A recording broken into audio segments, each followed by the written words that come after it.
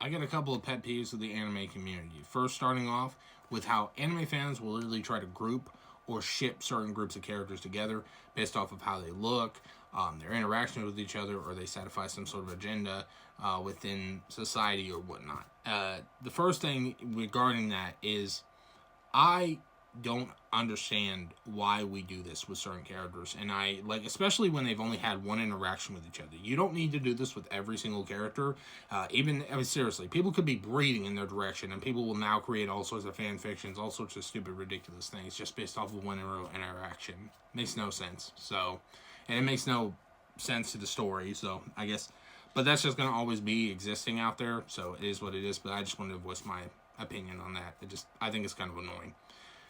Two, I hate it when people try to badmouth a show without even watching it. And I'm a firm believer that you have to at least watch 5 episodes of a series before you can even say anything bad about it.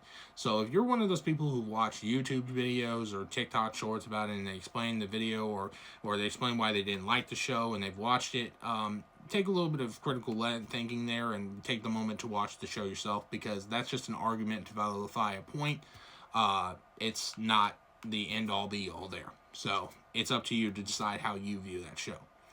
The third being the anime hive mind, which, regarding that point, we're going to go back and now actually talk about my third problem, the hive mind.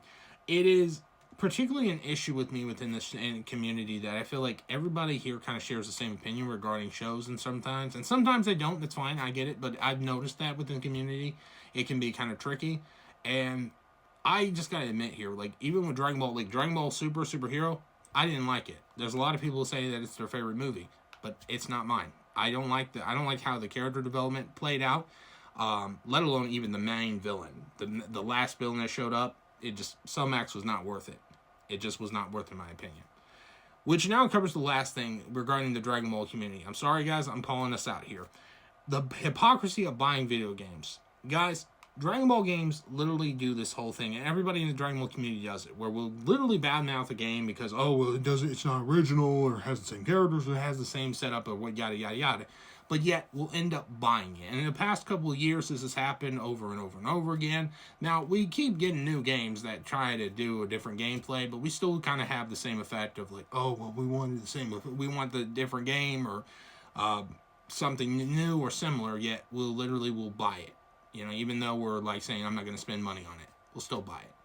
Anyway, that's my pet peeves. I hope you guys have a fantastic day. I'll see you later. God bless and peace.